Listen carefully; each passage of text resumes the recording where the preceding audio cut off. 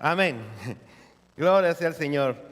Como estamos transmitiendo en vivo, tengo que esperar a que me manden la señal para empezar a hablar. Así que bienvenidos sean todos ustedes a la casa del Señor. Hemos tenido un tiempo hermoso de alabanza y adoración que refleja no solamente notas musicales, pero realmente expresan lo que hay en nuestros corazones. Amén. Es el reflejo de nuestra fe. Y por ejemplo lo que cantábamos al último, hoy te rindo mi ser, ojalá que sea algo que verdaderamente todos nosotros podamos expresar, no solamente con palabras, pero también con hechos, de rendirnos delante del Señor, porque como siempre he dicho, Jesucristo no puede ser su Salvador si además no es su Señor. Amén. Y ser su Señor significa, cuando usted dice que Él es el Señor, usted está diciendo que entonces usted es el esclavo. Amén. Él es el Señor, usted es el esclavo. Y el esclavo hace lo que el Señor le dice. O sea, el Señor no hace lo que el esclavo le dice, ¿o sí? El esclavo no le pone condiciones al Señor.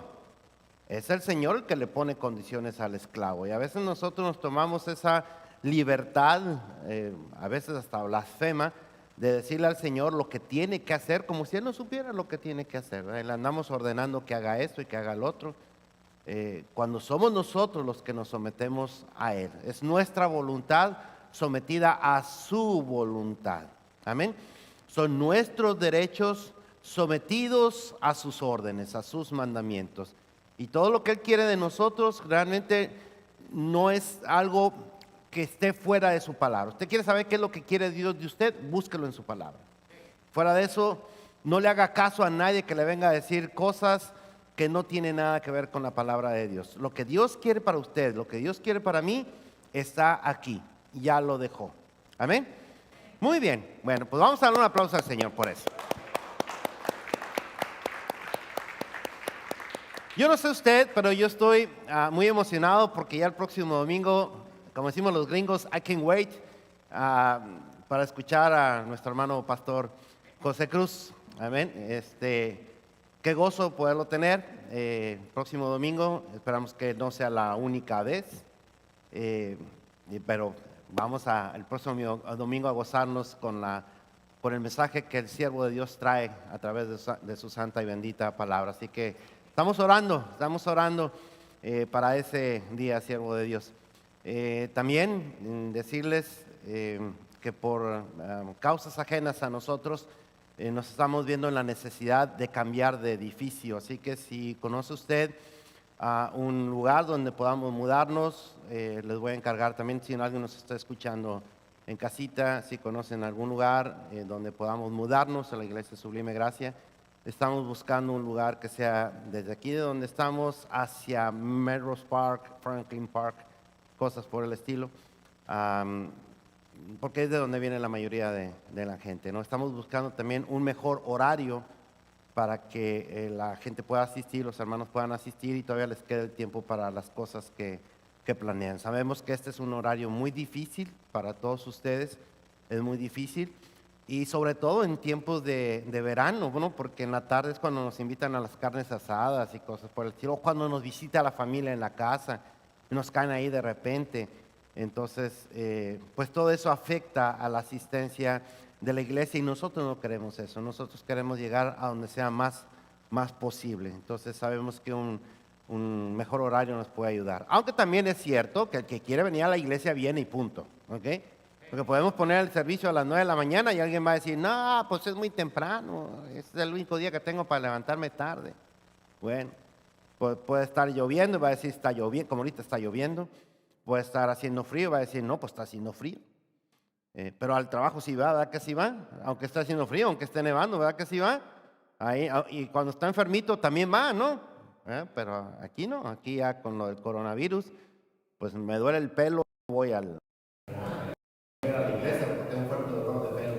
Así que tal vez buscar un mejor horario podamos ayudar para que esas excusas no sean más excusas y podamos entonces tener mejor tiempo. Lo que sí es, entre más temprano tenemos más tiempo para hacer más cosas. Amén. ¿Estamos de acuerdo? Bueno, entonces ayúdenos. Y siempre nuestro agradecimiento a la iglesia Urban Rock, siempre nuestro agradecimiento a la iglesia Urban Rock que nos dio cabida en este lugar. desde el primer día en que nosotros formamos el Ministerio Sublime Gracia. Desde el primer día. De hecho, un día antes de que formáramos el Ministerio Sublime Gracia, Urban Rock ya nos está ofreciendo este lugar. Así que los amamos con todo nuestro corazón. Ellos no nos están pidiendo que nos vayamos, ni mucho menos. Somos nosotros que estamos buscando una mejor alternativa de horario para poder alcanzar a más personas, sobre todo aquellos que todavía no conocen del Evangelio de nuestro Señor Jesucristo, poderlos alcanzar para la gloria de Dios. Amén. Y siempre, como dije, nuestro eterno agradecimiento para la iglesia Urban Rock, para el pastor Kenny Reese, para su esposa, para todo el liderazgo y para todos nuestros hermanos que siempre nos han tratado. Ellos siempre han dicho, Sublime Gracia es el ministerio hispano de Urban Rock, siempre. Y nosotros siempre decimos, Urban Rock es el ministerio americano de Sublime Gracia. Así que somos uno solo, no hay ningún problema entre nosotros somos hermanos, nos amamos al pastor Kenny. Es uno de mis mejores amigos el pastor Kenny, pero estamos buscando mejores alternativas para Sublime Gracia, para que pueda crecer Sublime Gracia. Amén. Muy bien. Bueno, ¿qué les parece si abrimos nuestras Biblias en el libro de Apocalipsis, capítulo 16, versículos 1 al 21? Son muchos, no los voy a estar leyendo todos de un solo golpe, pero vamos a estarlo repasando uno por uno en la medida en que vayamos repasando este mensaje. Apocalipsis capítulo 16, cuando usted lo tenga, entonces nomás me deja saber para saber que podemos empezar y que usted puede ir siguiendo estos versículos en su Biblia en la medida en que yo los voy a ir leyendo. ¿Estamos todos listos? Bueno, y le damos gracias al Señor, honrando la oración de Gustavo, para que el Señor tome control de todo esto, de manera que al final, cuando terminemos, usted y yo hayamos sido edificados y el nombre de Cristo haya sido glorificado. Amén. No necesita levantarse, hermana. No voy a leer los 21 versículos. Los voy a estar leyendo uno a uno. Gracias. Lo bueno de esta chaparrita es que ni se notó que se puso de pie, ¿verdad? Muy bien. Muy bien. Bueno, estamos llegando ya a la parte final, mis queridos hermanos, de esta serie que tiene que ver con el juicio de Dios y el final de los tiempos, que vendrá después de que la iglesia del Señor Jesucristo es arrebatada en ese evento que nosotros conocemos como el rapto o el arrebatamiento de la iglesia. Esta es la quinta parte, es el quinto sermón, es la última parte de esta serie. Vamos a hacer una pausa. Viene el pastor José Cruz la semana que entra para predicar. Después tendremos otra serie de temas que vamos a estar tratando y después vamos a volver nuevamente al libro de Apocalipsis, porque tiene tantas cosas que decirnos el libro de Apocalipsis a nosotros los creyentes el día de hoy. Por supuesto que tiene mucho que decirle a la gente que todavía no cree en Cristo Jesús, pero esa gente que no cree en Cristo Jesús no va a creer, como dice el apóstol Pablo. ¿Cómo van a conocer a Cristo si no hay nadie que les predique de Cristo, ¿no? Nosotros somos los que tenemos que llevar el evangelio de las buenas nuevas. Entonces, por eso es importante que aprendamos este libro de Apocalipsis, para saber, no solamente para estar enterados de lo que va a ocurrir en el final de los tiempos, sino para que nosotros podamos hacer una reflexión nosotros mismos, una reflexión hacia el interior, de que si el rapto de la iglesia ocurriera el día de hoy, ¿usted se iría con Cristo o se quedaría? Es una respuesta que solamente cada uno puede tener, y Cristo, por supuesto, es el que sabe quién se va a ir y quién se va a quedar. Pero se van a quedar muchos, y se van a quedar muchos que pensaban que se iban a ir. Ese es el punto. ¿Y por qué pensaban que se iban a ir? Porque eran religiosos, ¿no? Porque seguían una religión, o porque seguían una denominación cristiana, o porque iban a la iglesia, o porque no eran tan malos como otros. Mucha gente se compara así. Si yo no soy tan malo, si la iglesia se va, yo me voy, no, porque no era tan malo. Entonces hay gente que tiene esa clase de ideas, y déjeme decirle que si esa es la clase de idea que usted tiene, que porque tiene una religión, que porque no es tan malo, que porque de vez en cuando hace obras buenas, que porque de vez en cuando también viene a la iglesia, que porque da su diezmo, su ofrenda. Si piensa que son esas cosas las que les van a hacer salvo, pues entonces déjeme decirle que si el rapto fuera hoy, usted se va a quedar.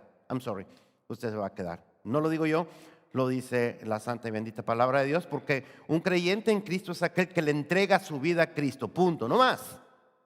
Entregarle su vida a Cristo, como dije hace un momento, Cristo no puede ser su Salvador, sino es su Señor, y si es su Señor significa que usted se somete a Él. No Él a usted, es usted a Él. Y mientras no haya ese sometimiento de su voluntad a la voluntad de Él, entonces usted nunca será un verdadero creyente, una verdadera creyente. Y tristemente son cosas que no se dicen en la iglesia porque a mucha gente no le gusta escuchar eso. Entonces por eso se van de las iglesias, porque no les gustan que les estén predicando ese tipo de cosas. No les gustan que les estén predicando sobre el final de los tiempos. No les gustan que les estén predicando sobre Satanás, sobre el infierno, sobre el pecado. No les gustan que les estén predicando sobre el compromiso que uno debe tener con Cristo, con su obra y con su palabra. No les gusta eso, nada más les gusta que Dios te ama y te bendice. Eso es lo que les gusta escuchar por todos lados. Y eso es lo que ha hecho una iglesia débil, un cristianismo ligero en muchas partes del mundo. Pero eso no es la iglesia del Señor Jesucristo. La iglesia de Cristo, la verdadera iglesia de Cristo, es aquel que lo tiene entronado no solamente en su vida, en su corazón, en su familia, pero también en la iglesia, donde Cristo es el Señor de la iglesia. Amén. El que está sentado en el trono se llama Jesucristo, y solamente Él es el único digno de recibir gloria, honra, alabanza y honor. Pero el día ese que ocurra el rapto de la iglesia, comenzará entonces ese acontecimiento que nosotros conocemos como la gran tribulación, que es el juicio de Dios hacia un mundo que quiso vivir siempre sin Dios. Y ese juicio de Dios va a tener una duración de 7 años, que se va a dividir en 2 partes de 3 años y medio, en donde la primera parte, que es el periodo de tribulación, es una situación bastante horrible que se va a vivir en la tierra.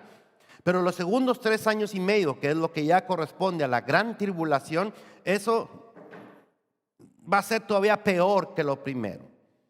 Entonces el final de los tiempos va a llegar después de que se acabe la gran tribulación. Satanás, a quien en el libro de Apocalipsis identificamos como el dragón, había levantado, ¿se acuerdan? Hemos estado hablando de ellos. Había levantado 2 siervos a los que conocemos como las bestias. Uno que es el anticristo y otro que es el falso profeta, de los cuales estuve hablando, creo que en la primera y segunda parte de esta serie. Si usted quiere escuchar esta serie, se encuentra ahí en nuestra página de Facebook de Sublime Gracia, si quiere escuchar la serie completa, o también en el canal de Pastor Oscar Salinas de YouTube. Ahí va a encontrar la serie completa. Bueno, pues Satanás había levantado estos 2 siervos, la bestia, el anticristo y el falso profeta, con el propósito de engañar y de manipular a la humanidad, porque lo que quiere el anticristo, el diablo, es dirigir su atención hacia él, para que los que se quedaron en la tierra, que no se fueron en el arrebatamiento de la iglesia, esos que se quedaron en la tierra le puedan rendir total adoración.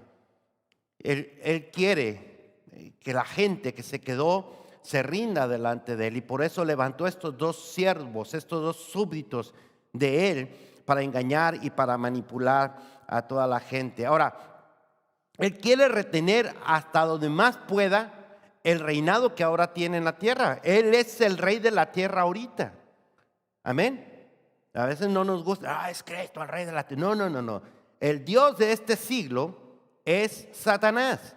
El que tiene el control de la tierra ahorita mismo es Satanás. Por supuesto que ningún control de Satanás está por encima del control de Dios. En otras palabras, Dios sabe hasta dónde le permite a Satanás moverse.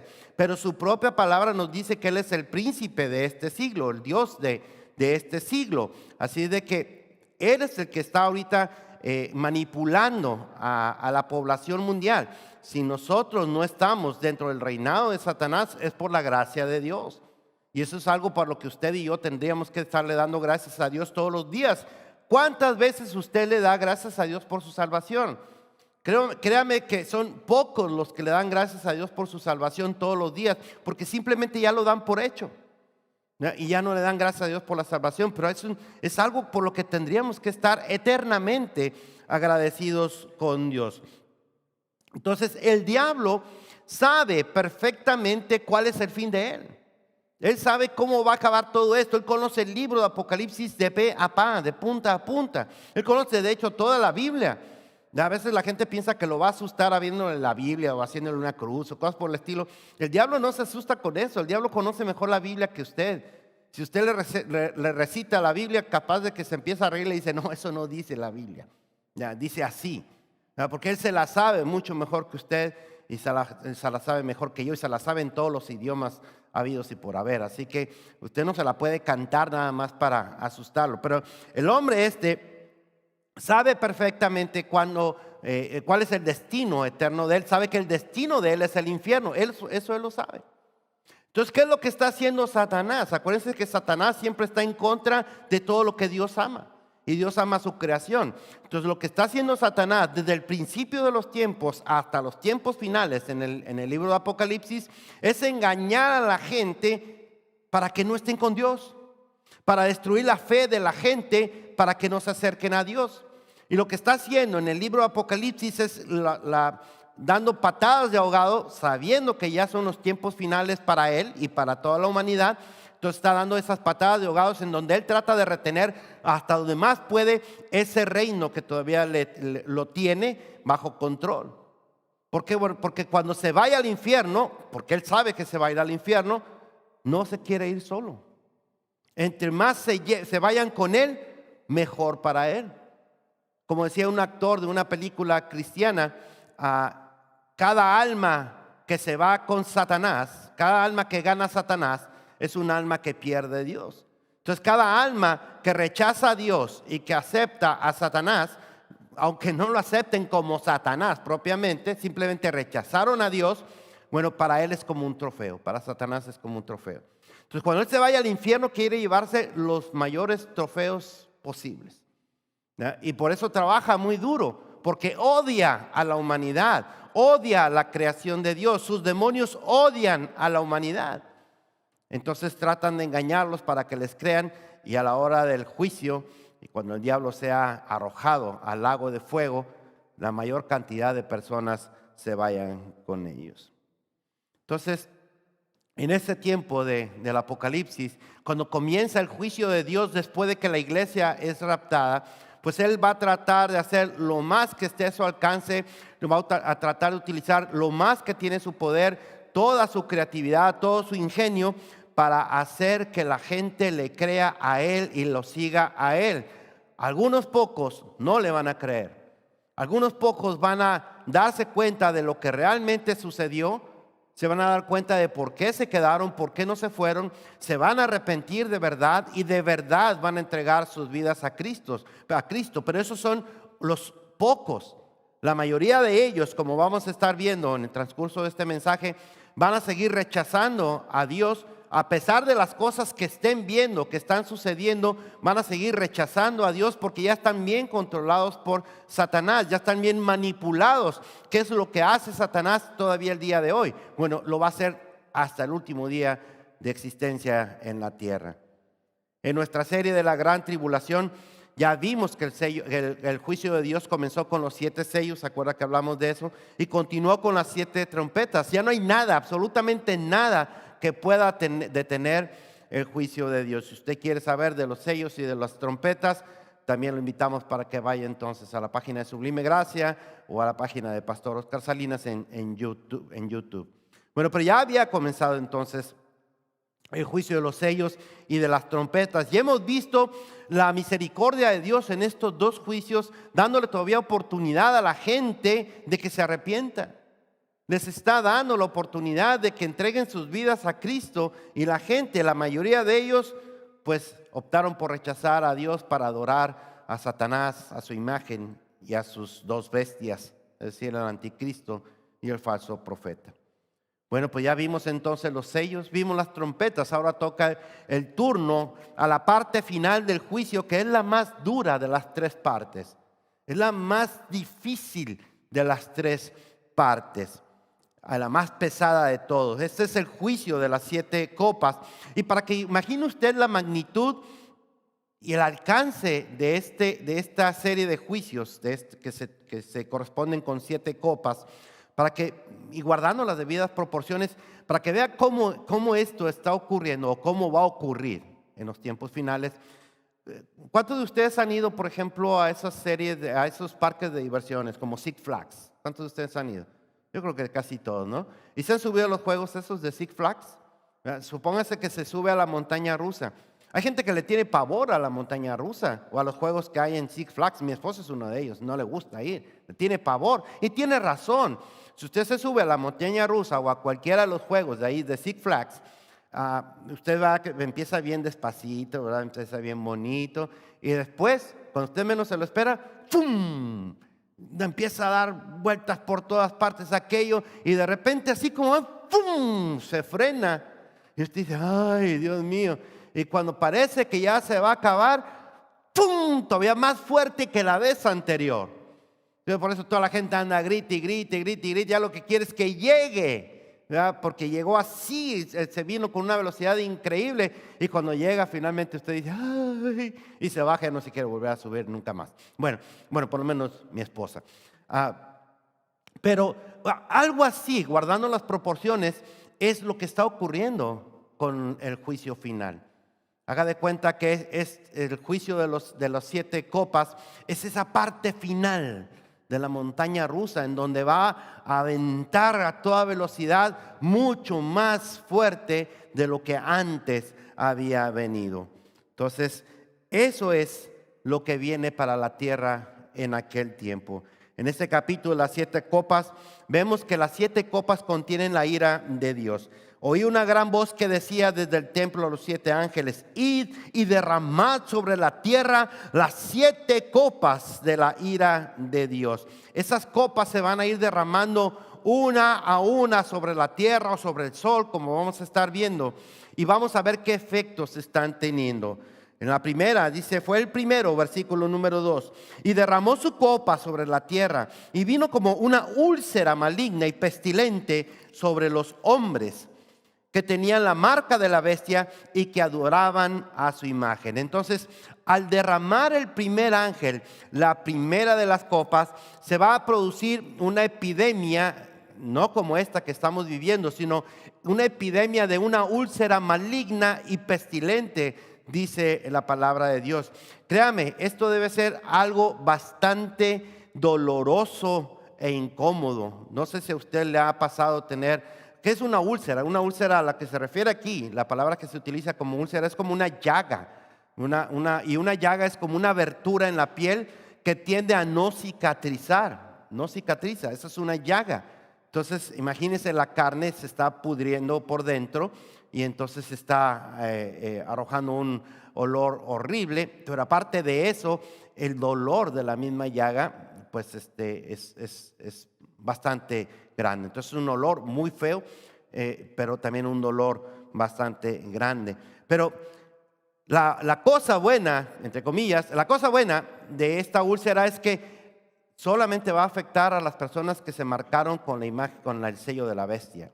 ¿Se acuerdan que prediqué también de eso en Apocalipsis capítulo número 13? Entonces, esos que tienen el sello de la bestia, los que se lo pusieron en su mano derecha o en su frente, solamente ellos van a sufrir las úlceras. Los que están sellados con el sello de Dios, aquellos que entregaron sus vidas al Señor Jesucristo, ya estando en la tribulación, ellos no vivirán esto que está pasando. Van a estar viendo a las demás personas, ¿no?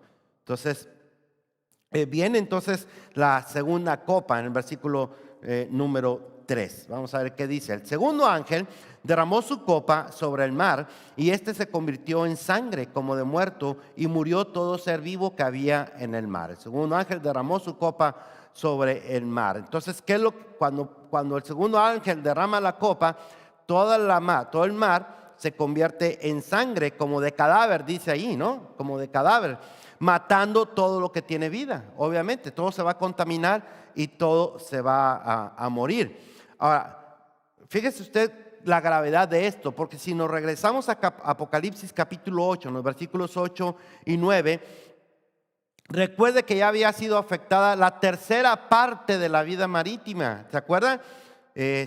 Cuando se tocó la segunda trompeta. Entonces, ya se había acabado la tercera parte de la vida marítima, lo que significa que ahora terminó de morirse todo. Ya no va a haber vida en el mar, ya no va a haber peces, ya no va a haber ballenas, ya no va a haber nada. no va a haber absolutamente nada vivo en el mar. Nada, absolutamente nada. Pero después viene la siguiente copa. El versículo número 4. El tercer ángel derramó su copa sobre los ríos y sobre las fuentes de las aguas y se convirtieron en sangre. Y oí al ángel de las aguas que decía: justo eres tú, oh Señor, el que eres, el que eras, el santo, porque has juzgado estas cosas. Por cuanto derramaron la sangre de los santos y de los profetas, también tú les has dado a beber sangre, pues lo merecen. También oía otro que desde el altar decía: ciertamente, Dios Todopoderoso, tus juicios son verdaderos y justos. Y esta es una copa también bastante interesante, porque en la anterior copa fue derramada sobre los mares, ¿verdad? Y murió todo lo que quedaba de vida marítima. Ahora esta copa es derramada sobre los ríos y sobre las fuentes de agua. Y acuérdense también, cuando nos fuimos al juicio de las trompetas, nos acordamos que el tercer ángel que tocó la tercera trompeta, Apocalipsis 8, versículos 10 y 11, también hizo lo mismo y se afectó la tercera parte de las aguas del río y de las fuentes de agua. Pues ahora se terminó de afectar todo. Entonces ya murieron los pececitos del agua dulce, ya no hay fuentes de agua. Toda el agua en todo el mundo está contaminada, todo el agua en todo el mundo no se puede beber. Usted se imagina el caos que se va a armar en ese tiempo cuando la gente ya no tenga ni siquiera agua para beber. Va a ser algo totalmente desesperante, va a ser algo totalmente angustiante, porque tal vez podamos aguantar sin comer, pero sin beber no podemos aguantar. Bueno, pues en aquel tiempo, acuérdense, después de la trompeta, que va a contaminar la tercera parte de las aguas de los ríos y las fuentes de las aguas, pero ahora en la tercera copa, esta copa va a terminar de acabar con lo que quedaba vivo también. Entonces debe ser realmente algo que, si nosotros echamos a volar nuestra imaginación, le aseguro que ni siquiera le alcanza a poderse imaginar lo que está ocurriendo. Poco a poco, el punto es que poco a poco, todo lo que suministra vida en la tierra, poco a poco todo se está acabando, y lo que está pasando es que el terror entre la gente que se quedó está creciendo. Es triste, será triste. Ahora, mientras eso pasa en la tierra, cuando esté pasando eso en la tierra, en el cielo se están produciendo alabanzas. Y a mí me encanta la forma en que Juan está escribiendo, porque es muy oportuno. Porque alguien puede decir: pues ¿qué clase de Dios es ese que permite que la gente vaya a estar sufriendo así? Epa. Antes de que culpe a Dios, la gente desde el inicio, desde el libro de Génesis hasta el libro de Apocalipsis, ha querido vivir sin Dios. Pero Dios ha estado en el mundo de alguna u otra manera por amor a sus hijos, por amor a usted, por amor a mí. Pero ahora usted y yo ya no estamos. Se quedaron solamente los que querían estar sin Dios. Los que queríamos estar con Dios ya nos fuimos. Amén. Entonces no le eche la culpa a Dios. Es la culpa de las personas que se va a quedar. Entonces es muy oportuno que haya esas alabanzas y que hablen de ese juicio, que hablen de lo que está haciendo Dios. Es un juicio santo y justo. Santo por cuanto Dios no peca y no se equivoca en lo que está haciendo. Santo porque Dios no se deja llevar por emociones o por sentimientos. Justo porque esa gente fue la que negó a Cristo. Acuérdense que la gente que se quede después del rapto de la iglesia, cuando haya personas que se conviertan a Cristo, los no convertidos van a perseguirlos para matarlos. Entonces lo que están diciendo es: justo es que los que mataron y derramaron la sangre de los santos y de los justos beban ahora sangre. Es justicia, es cuestión de justicia, no es cuestión de sentimientos. Dios no se deja llevar por sentimientos. Siempre hemos dicho que el amor de Dios es un amor realmente espectacular, asombroso, pero no es sentimental. No piensen en el amor de Dios como el amor sentimental, porque ahí es donde la mayoría de la gente fracasa, cuando no entiende el amor de Dios. Y porque ellos quieren entender el amor de Dios como un amor de un hombre, de un tipo bonachón, ahí que les pasa las cosas porque los ama, ¿no? Entonces les pasa todo por alto. Ese es Dios. Pues no, Dios es santo y no tolera el pecado. Dios es justo y tiene que castigar el pecado. Pero Dios ama, no quiere castigar el pecado sin antes dar la oportunidad de arrepentimiento. Y para eso mandó a su Hijo Jesucristo, para que todo aquel que en Él cree no se pierda, mas tenga vida eterna. Juan 3:16. Entonces se da cuenta que no tiene nada que ver con sentimentalismo ni con emocionalismos. El amor de Dios es un amor perfecto, pero no lo confunda. No lo confunda con el solapar o el pasar por alto el pecado. Él puede perdonar el pecado, pero no lo puede pasar por alto. Son dos cosas bastante diferentes. Y en ese tiempo, acuérdense nada más de la gente persiguiendo a los nuevos convertidos para matarlos. Acuérdense de la gente persiguiendo a los 144,000 judíos misioneros de Dios. Acuérdense de la gente gozándose y hasta intercambiándose regalos porque se murieron los dos testigos de Dios. Entonces Dios está haciendo justicia en el plano de un juicio. Así es que no hay nada, absolutamente nada malo de eso. El que se quedó, por su cuenta se quedó. Dios no quiso que se quedara. El que se quedó porque quiso. Se quedó porque quiso creer a su manera. Se quedó porque quiso rechazar lo que quiso rechazar. Se quedó porque era religioso, pero no tenía una relación con Cristo. Amén. Después viene entonces el cuarto ángel, versículos 8 y 9. El cuarto ángel derramó su copa sobre el sol, al cual le fue dado quemar a los hombres con fuego. Y los hombres se quemaron con el gran calor y blasfemaron el nombre de Dios, que tiene poder sobre estas plagas, y no se arrepintieron para darle gloria. Miren nada más. Lo que va a pasar es que el cuarto ángel derrama la copa, la cuarta copa, pero no la derrama sobre la tierra, sino que la derrama sobre el sol. Y cuando la derrama sobre el sol, produce un efecto que hace que se produzca un calor, si me permite la palabra, un calor infernal o un calor sobrenatural, un calor tan grande, un calor tan caliente, tan ardiente, que va a quemar a las personas que se expongan al sol. Miren nada más. Ahora, si usted se acuerda, en el juicio de los sellos también, en el cuarto de los sellos, el de las trompetas, perdón, el cuarto ángel que tocó la cuarta trompeta, también tuvo un efecto sobre el sol, pero ahí fue totalmente al revés. ¿Se acuerda? Ahí se oscureció. Entonces lo que hizo fue, al oscurecerse el sol, que bajaran las temperaturas a grados realmente bajísimos. Y aquí en Chicago hace un frío polar, bueno, es nada para lo que se va a venir. Bueno, pero ahora este ángel está haciendo un efecto completamente al revés. Ahora ya no es el frío profundo, sino ahora es un calor infernal, un calor insoportable, un calor que tiene la capacidad de quemar a las personas que se expongan al sol.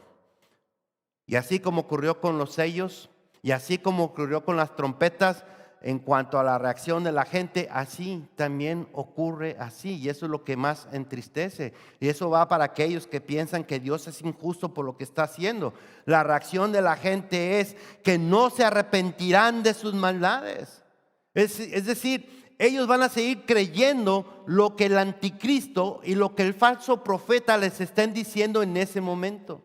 Van a preferir escuchar a ellos que ver lo que está sucediendo, aunque tienen claro que eso viene de parte de Dios. Ellos todavía esperan que su anticristo, su falso profeta y su dragón, que es el diablo, puedan hacer algo en favor de ellos. Pero ¿qué pueden hacer? ¿Qué se puede hacer ante el poder de Dios? No se puede hacer nada, no se podrá hacer absolutamente nada. Después viene la quinta copa, versículos 10 y 11. El quinto ángel derramó su copa sobre el trono de la bestia, y su reino se cubrió de tinieblas, y mordían de dolor sus lenguas, y blasfemaron contra el Dios del cielo por sus dolores y por sus úlceras, y no se arrepintieron de sus obras. Ahora está ocurriendo también un efecto en la naturaleza, un efecto meteorológico. Ahora lo que está sucediendo es que va a venir una tinieblas, una oscuridad tremenda. Dice que la gente se va a morder la lengua. Y usted se pregunta, ¿qué tiene que ver la lengua con la oscuridad? Tiene mucho que ver. Mire, ayer salí al patio a llevar a mis perritos para que hicieran pipí al patio. cuando salen, ahí en medio del patio hay una especie de donde usted pone leña y puede hacer ahí, se sienta alrededor ahí en tiempo de frío y se calienta ahí alrededor. ¿Sí sabe lo que estoy hablando? ¿No? Donde ponen la leña y se prende. Bueno, pero estaba oscuro y a mí no prendía el foco. Yo voy con mis perros y de repente bolas, allá va a dar Oscarito, pum, al suelo. Y traigo un trancazo aquí que me duele bastante. Me raspé porque no vi esa cosa, no la vi. Y cuando me levanté, lo que hice fue, pues me dolía bastante, me mordí la lengua. Ahora entiendo, yo le dije al Señor, no tienes que enseñarme así tan literalmente, o sea, no tienes que ser tan explícito conmigo. Pero sí, porque mire, no se veía nada. Por eso me di ahí en la torre y me duele, y todavía hasta ahorita me duele mucho, me duele bastante. Pero en aquel tiempo, imagínense, eso fue en el patio de mi casa. Imagínense eso en todo el mundo al mismo tiempo. Estaba buscando también en algunos libros de psicología por qué la gente tiende a morderse la lengua. Y la gente tiende a morderse la lengua cuando tiene una reacción al dolor, a la ansiedad o al estrés. Es como si un dolor diferente, como si se produciéndose un dolor diferente al dolor que se está viviendo, aliviara el dolor de uno. ¿Sí me explico?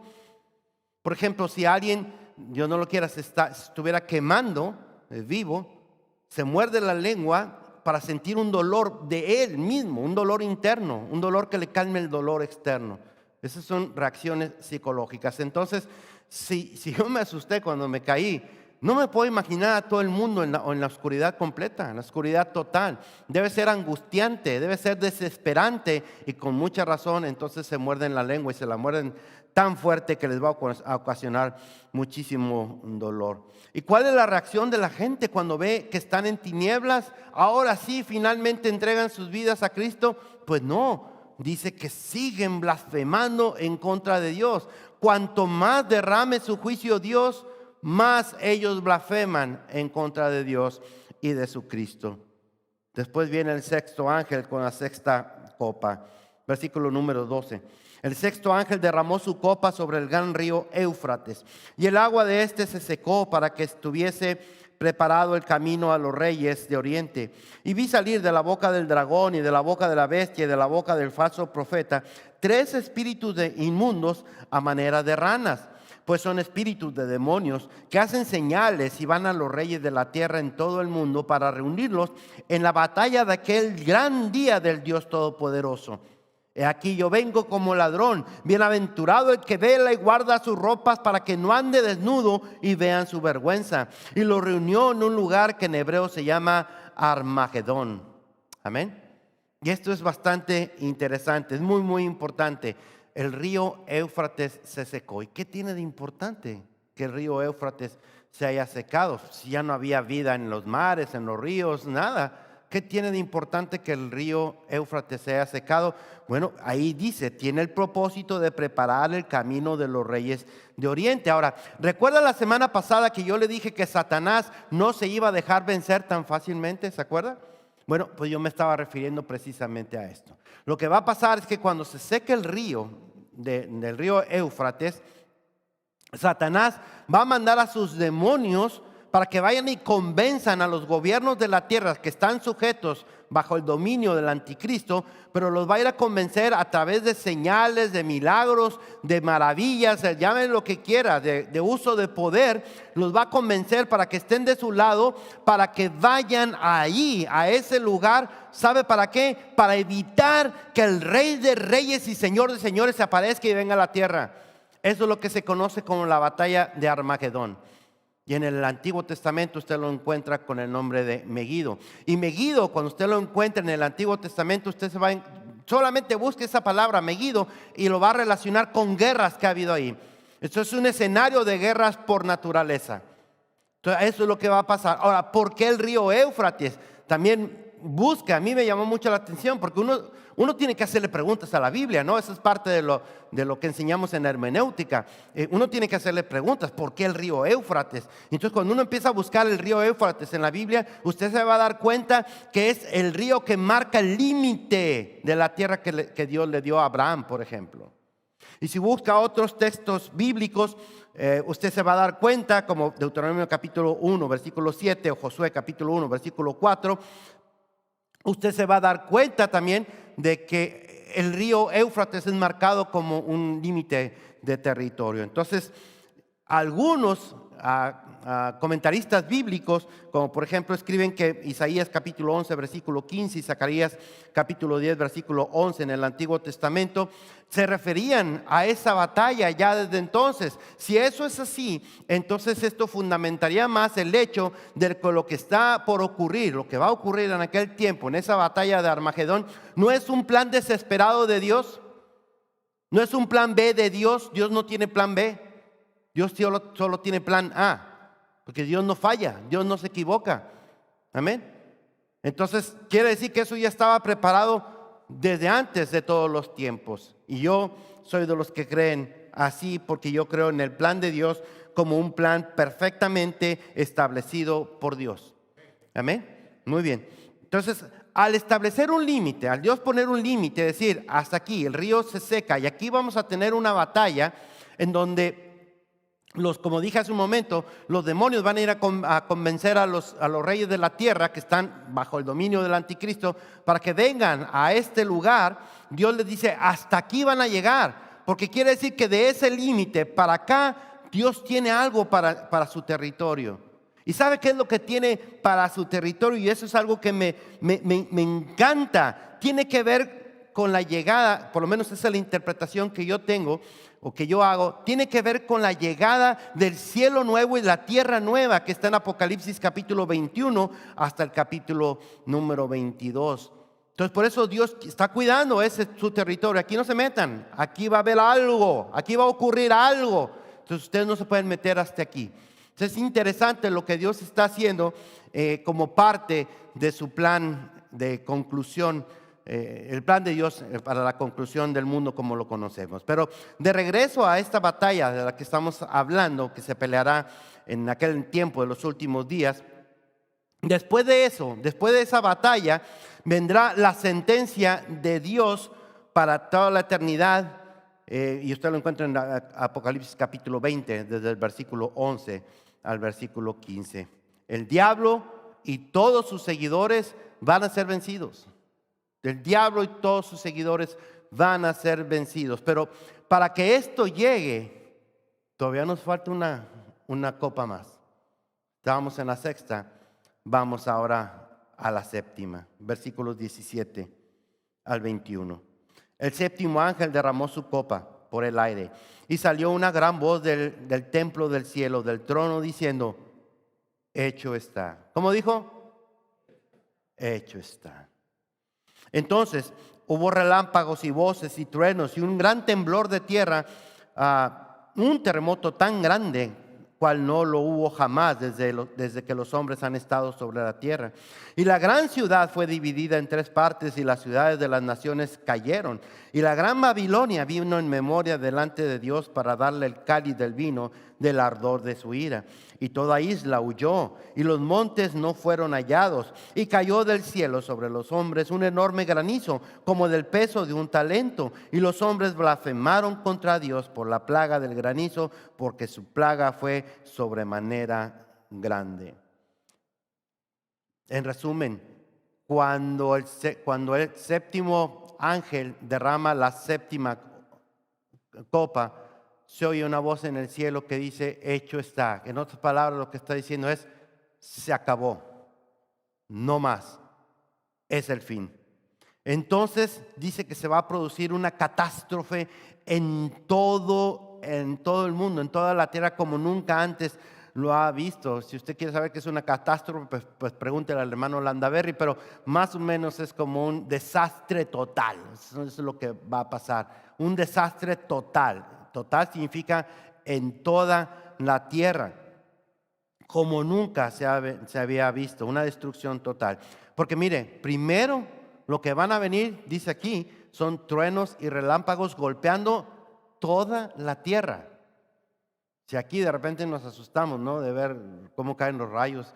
Bueno, imagínense, en ese tiempo es en toda la tierra, como si estuvieran cayendo, yo no sé, lanzas eléctricas con un poder increíble. Entonces van a estar cayendo rayos y relámpagos en toda la tierra, ocasionando grandes desastres. Después dice que va a venir un terremoto de proporciones nunca antes vistas. Aquí me quiero detener un poquito para llamar a la reflexión también, para toda la gente que nos está viendo y que todavía no entrega sus vidas a Cristo, o que creen que le han entregado sus vidas a Cristo solo porque asisten a una iglesia o porque tienen una religión o una denominación. No, entregarle, ya dije lo que significa lo que significa ser cristiano, es entregarle su vida a Cristo, es que Él sea el Señor de su vida. Bueno, para ustedes, déjenme, estaba viendo algunas estadísticas en cuanto a los terremotos y me encontré con algunos datos muy interesantes. Por ejemplo, el terremoto de mayor magnitud registrado en la historia, ¿sabe de cuánto es? De 9.5 en la escala de Richter. 9.5. ¿Y sabe dónde ocurrió? En Chile. No está aquí mi hermano Germán, a quien le mando un beso, un abrazo. Te extraño mucho, brother. Pero en Chile es uno de los países en donde ocurren la mayor cantidad de terremotos. No sé si en el mundo o en América, pero una gran cantidad de terremotos ocurren ahí en Chile. Entonces ahí es donde se ha registrado el más pesado, el más fuerte, 9.5 grados. En ese tiempo murieron entre 1,600 a 2,000 personas. Pero hay otro terremoto un poco menos fuerte que de 9 grados, que también es decir, bastante. Este ocurrió en Lima. Y en Lima, para que tengan una idea, allí murieron entre 60,000 y 100,000 personas. Y Lima también es uno de los países donde más terremotos ocurren, junto con México y con Guatemala. Así que, nomás para que tengan una idea, este fue de 8.7, el de Lima. Y murieron un montón de gente, cerca de 200,000 gentes. Bueno, este que viene, estos que acabo de mencionar, no se comparan con el que viene. Y si estos que acaban de pasar mataron miles de personas, imagínense el que va a venir ese tiempo, porque va a ser en toda la tierra y con una proporción como nunca antes había habido. Dios ya había mandado terremotos, en las trompetas ya había mandado terremotos, en los sellos ya había mandado terremotos, y eran de magnitud fuerte, pero ni esos son comparables con el que va a venir en aquel tiempo. Va a ser tan fuerte, el efecto que va a tener va a ser tan drástico, tan destructor, que dice que todas las islas van a desaparecer y todos los valles van a dejar de existir. Pero por si fuera poco, dice que todavía van a caer bolas de granizo con el peso de un talento. Y usted se preguntará, ¿qué es eso? Bueno, para que tenga una idea, también estaba leyendo que el granizo más grande que se ha registrado, se encontró en la Argentina con casi 24 centímetros, que son como 9 pulgadas. Una cosa así, yo creo, ¿no? Una cosa así, 24 centímetros. Un granizo de este tamaño. Pero el granizo más pesado se ha encontrado en la India, en Bangladesh, en la India, con un peso un poco mayor a 1 kilo. Un granizo con un peso mayor a 1 kilo. Pero estos que van a caer dice que pesan 1 talento. ¿Sabe cuánto es 1 talento? Son 45 kilos, algo así como cerca de 100 libras. ¿Usted se imagina estar el bombardeo de piedras de hielo por todo el mundo al mismo tiempo? Imagínese qué va a quedar. Usted puede imaginarse qué es lo que puede quedar vivo después de todo eso. Y peor aún, la gente todavía viendo la tempestad y no se hincan, porque todavía viendo que caen las bolas de nieve, todavía siguen blasfemando en nombre de Dios y no se arrepentirán de su pecado. Triste, ¿no? Ese es el final de los tiempos. En conclusión, mis amados hermanos, hoy estamos concluyendo, hoy estamos terminando esta serie de 5 mensajes que tienen que ver con la gran tribulación y el final de los tiempos. Y lo he dicho prácticamente al final de todos los mensajes de la serie y lo voy a volver a decir cuantas veces sea necesario. Estos mensajes no tienen el propósito de asustar a nadie, absolutamente a nadie, Dios me libre, sino más bien tienen el propósito de hacer conciencia. Porque los que nos decimos cristianos, debemos en primer lugar estar seguros de nuestra salvación. Porque hay muchos cristianos que son solamente de palabra. Pero un cristiano verdadero es uno que tiene a Jesucristo como su Señor. Es uno que se ha sometido al señorío de Jesucristo. No porque pertenezcamos a una religión, no porque nuestros padres sean muy buenos creyentes, no porque hagamos buenas obras. Por supuesto que es bueno hacerlo, hágalas. Pero haga buenas obras porque es salvo, no para ser salvo. Nadie puede hacer buenas obras para ser salvos. No base su seguridad en, pues Dios me ama y Dios me pasa todo lo que yo hago. Él sabe cómo soy yo. O, pues, si no soy tan malo como otros. Yo conozco otros cristianitos que ni salen de la iglesia. Ay, son hipócritas esos. No base su seguridad en eso. Su seguridad debe estar puesta en Cristo Jesús. Su seguridad debe estar puesta en que usted ama y vive para Cristo, le sirve a Cristo. Eso no significa que usted abandone su familia, su trabajo, su familia, sus hijos, etcétera, su esposa, su esposo. No, por supuesto que no. De hecho, no lo haga. Haría muy mal. Pero significa poner a Dios en primer lugar de todo. Hace algunos días, algunas semanas, alguien me decía que la gente que no viene a la iglesia no está poniendo a Dios en primer lugar. Y yo decía, no, espérame, no es por ahí. No podemos ser así de legalistas.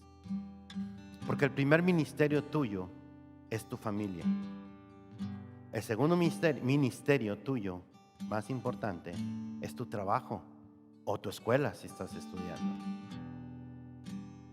Y el tercer ministerio más importante es la iglesia. Y me preguntaba a esta persona y decía, ¿y Dios dónde quedó? Y yo le dije, Dios es el primer lugar en tu familia. Dios es el primer lugar en tu escuela o en tu trabajo.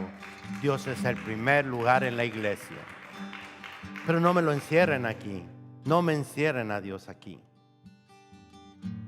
Entonces una persona que es verdadero creyente tiene la justa medida porque Dios es así. Y puede servir a Dios sin descuidar a su familia, sin descuidar su trabajo. Puede servir a Dios siendo el mejor trabajador de su trabajo, el mejor estudiante de su escuela. Muchos dicen que creen, pero en realidad no creen. Hay muchos que dicen, no, mira, lo que pasa es que el Dios del Antiguo Testamento es diferente al Dios del Nuevo Testamento. El Dios del Antiguo Testamento, si tú te fijas, es solamente guerras y muerte. Ese es un Dios cruel, vengativo, asesino.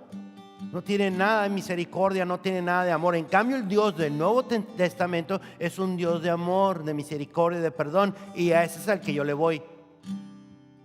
Eso no es nuevo. Esa herejía no es nueva.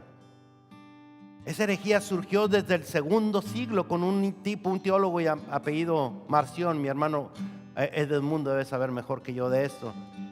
Un tipo llamado Marción, teólogo, que decía que el Antiguo Testamento, el Dios del Antiguo Testamento, no era el Dios del Nuevo Testamento.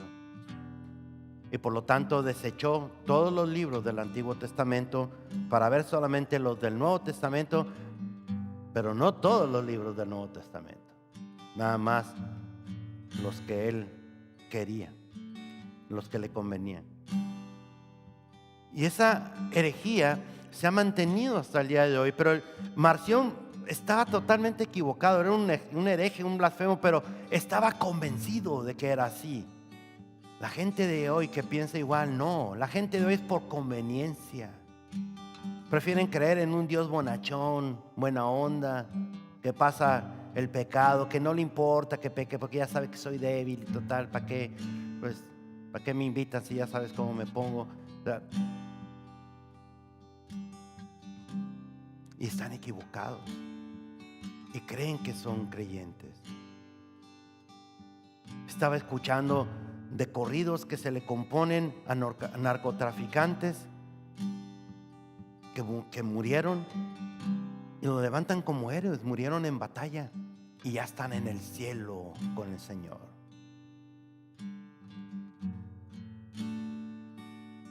Y realmente creen eso. Tristemente, realmente creen eso. Y esta serie de mensajes es precisamente para decirles, no, ustedes están equivocados, no es así. Ustedes están equivocados. Arrepiéntanse de sus pecados y entreguen su vida a Cristo. Y para que usted y yo, que decimos que somos creyentes, reflexionemos en cómo está nuestra comunión con Dios, cómo está nuestra relación con Dios. A ver si somos nada más creyentes de palabra, a ver si somos solamente creyentes de denominación o de religión, o somos creyentes comprometidos con la causa de Cristo. Por si viene el rapto, no lo deje usted fuera. Es verdad que Dios es bueno. ¿Cuántos creen que Dios es bueno? Por supuesto que Dios es bueno.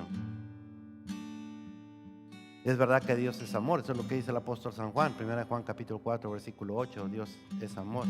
El Señor Jesús dice que no hay ni uno bueno más que Dios. Dios es el único bueno. Pero también nunca olvide que Dios es fuego consumidor. Éxodo 15:7, 24:17, Deuteronomio 4:24, 9:3, Isaías 33:14, Jeremías 25:37, Ezequiel 38:19. Y alguien podría decir, ya ves, pastor, puros versículos del Antiguo Testamento estás diciendo. ¿Ves?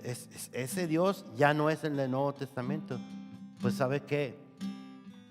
Sorry, pero lamento traerle malas noticias. Porque el Dios del Antiguo Testamento es el mismo Dios del Nuevo Testamento. Y el propio Señor Jesucristo en Mateo capítulo 3 versículo 7, y Lucas también recoge este pasaje, el mismo Señor Jesucristo habla de la ira venidera de Dios. El apóstol San Pablo escribió, por tu dureza y por tu corazón no arrepentido atesoras para ti mismo ira para el día de la ira y de la revelación del justo juicio de Dios, el cual pagará a cada uno conforme a sus obras. Vida eterna a los que perseverando en bien para los que perseverando en bien hacer buscan gloria y honra e inmortalidad, pero ira y enojo a los que son contenciosos y no obedecen a la verdad, sino que obedecen a la injusticia. Romanos capítulo 2 versículos 5 al 8. Y dice el apóstol Pablo también, primero a los Tesalonicenses 1:10, que Cristo es el único que nos libra de la ira venidera. Así que si hay ira en el Antiguo Testamento, también hay ira en el Nuevo Testamento, porque Dios sigue siendo el mismo. Y el libro de Apocalipsis es el libro de la ira de Dios. Así que si usted está pensando en que usted puede vivir la vida que usted quiere, acabo Dios es bonachón, ¿ya? Buena onda, es mi padre. Jesús es Chuchito, Chuyín, Chuy. Déjame decirle que usted se va a quedar. Y lo mejor que le puede pasar es que se quede. ¿Sabe por qué? Porque si el rapto ocurriera hoy, usted se va a quedar. Pero Dios le va a dar una oportunidad. Allá usted si la acepta o no. Pero Dios le va a dar una oportunidad. Pero es lo mejor que le puede pasar, porque de otra manera, si usted muere hoy, usted murió sin Cristo, sin fe y sin esperanza. y no va a haber mayor oportunidad para usted, porque Hebreos capítulo 9, versículo 27 dice: y de la manera que está establecido para los hombres, que mueran una sola vez y después de esto el juicio. Así que el tiempo seguro, que puede ser el tiempo, que puede ser el día de su salvación, es hoy. El tiempo para usted, mi querido hermano y hermana que me escucha, que está aquí en la iglesia, y usted que me escucha por Facebook, por YouTube, es el tiempo de la reflexión para ver si verdaderamente somos creyentes en Cristo o solamente somos creyentes de palabra, pero no de relación, no de obra. Y si es así, lo felicito. Si usted es un creyente verdadero en Cristo, lo felicito. Si no lo es, lo invito para que se arrepiente y le entregue de verdad su vida a Cristo. Pero si lo es, lo felicito, porque entonces el libro de Apocalipsis a usted y a mí nos enseña la forma en que a Dios le gusta ser adorado. ¿Usted quiere aprender a adorar a Dios? Lea el libro de Apocalipsis. ¿Quiere saber cómo lo adoran en el cielo? Lea el libro de Apocalipsis, y eso nos va a recordar un motivo más para darle gracias a Dios todos los días de nuestras vidas. Pero también la oportunidad que usted y yo tenemos para llevar este mensaje a todos aquellos que no creen o que creen de una manera equivocada, para que entonces sí se vayan cuantos más se puedan y no se quede nadie. Amén. Vamos a alabar al Señor.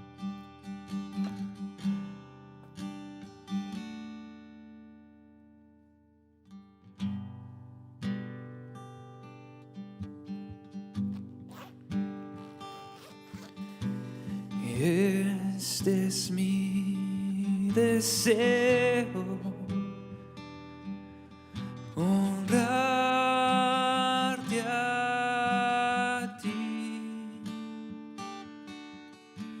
y con todo mi ser te adoro a ti.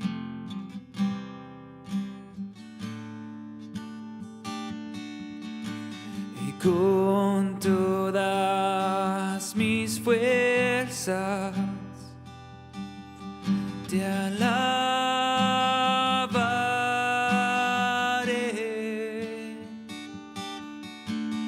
Mi adoración eres tú.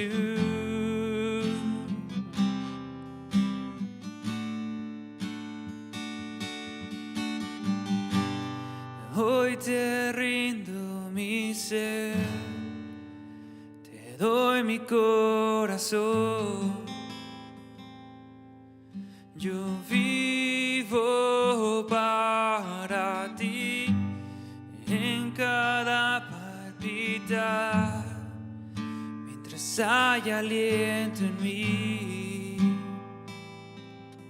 Dios, haz tu obra en mí.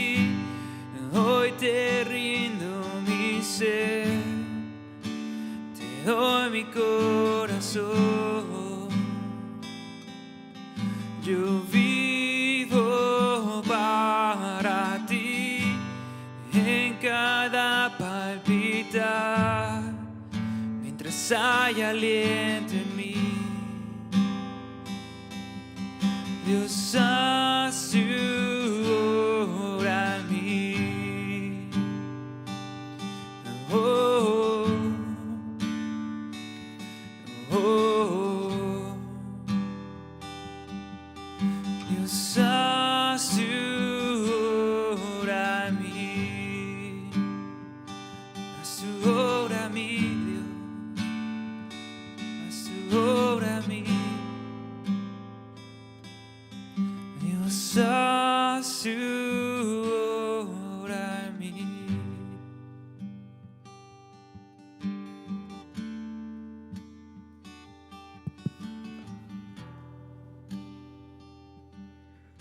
Sí, si ustedes, hermanos, han estado siguiendo la predicación, pues, algunos de nosotros nos gozamos con este tipo de predicaciones porque nos aclaran algunas cosas que tal vez nosotros teníamos alguna duda. Pero lo más importante de todo eso, hermano, es que nosotros encontramos en esto, especialmente en el libro de Apocalipsis, que siempre Dios da una oportunidad, siempre hay una esperanza, siempre, porque Dios siempre da esa oportunidad para todos. Eso es lo lindo, eso es lo precioso del Dios que tenemos, que a pesar de todo esto siempre está diciendo, aquí estoy. Entonces, hermano, reflexionemos en esto, hermano. Reflexionemos y no nos asustemos, hermano, porque el Dios que tenemos no es un Dios para tenerle miedo, es un Dios para tenerle temor, pero ese temor reverente de estar agradecido por lo que nos ha dado. Porque ves, hermano, cuando nosotros escuchamos todo esto, nosotros debemos de decir, gracias Señor, porque yo no voy a llegar ahí o no voy a pasar por eso. Porque la palabra de Dios para eso es, hermano, para enseñarnos y para darnos esa confianza de que tenemos un Dios de amor. Que ese es en sí el mensaje el fondo del tema del libro de Apocalipsis, que Dios, a pesar de todo eso, sí es un Dios de amor. Entonces vamos a orar, hermanos, para dar gracias a Dios por el mensaje y para quedar despedido. Amado Dios, estamos agradecidos contigo, Señor, porque nos estás ayudando, Señor, a aclarar tu palabra en nuestros corazones. Y que, Dios mío, tu palabra no solo quede en nuestra mente, Dios, sino que baje a nuestro corazón y que nos impulse, Señor, a testificarnos y a hablar más, Dios mío, de la grandeza de tu palabra, de lo que nosotros hemos aprendido de ella, de lo que nos has dado, de lo que nos has enseñado. Ayúdanos, Dios mío, para que refleje, Dios mío, eso que nosotros tenemos en nuestro corazón, que lo que nosotros hacemos hable más que lo que nosotros decimos, Señor. Ayúdanos, Dios mío, para ser esos testigos fieles en donde nosotros nos encontremos siempre. Gracias, Dios, por tu palabra, porque es hermosa, Señor. Y esa esperanza que pones en nuestro corazón y en nuestras vidas, que sea, Dios mío, la que nos impulse a mostrar y a hablar de todo lo que nosotros hemos vivido, Dios, en el tiempo en que te hemos conocido. Te damos las gracias, Señor, por los diezmos y las ofrendas. Ayúdanos, Señor, a ser buenos administradores de las cosas que has puesto en nuestras manos. Ayúdanos, Señor, a administrar bien los recursos que tenemos, que nos provees cada día. Gracias por los trabajos que tenemos, Señor, por las personas, Dios mío, que han tenido la confianza de proveernos y darnos de ese trabajo para poder llevar ese alimento a nuestros hogares, para sostener a nuestras familias, para poder vivir y llevar la vida que llevamos. Gracias, Señor, por eso, ¿no? Gracias te damos por cada una de las familias representadas hoy. Gracias te damos, Señor, porque sabemos que tenemos grandes necesidades, pero hemos puesto nuestra confianza en que tú eres nuestro proveedor. Llévanos, Señor, en paz, porque siempre hemos confiado que nuestro andar, tú eres el que está llevándonos de tu mano y dirigiendo nuestros pasos y nuestros caminos. Gracias te damos por cada uno de los presentes, por este servicio y por tu ayuda.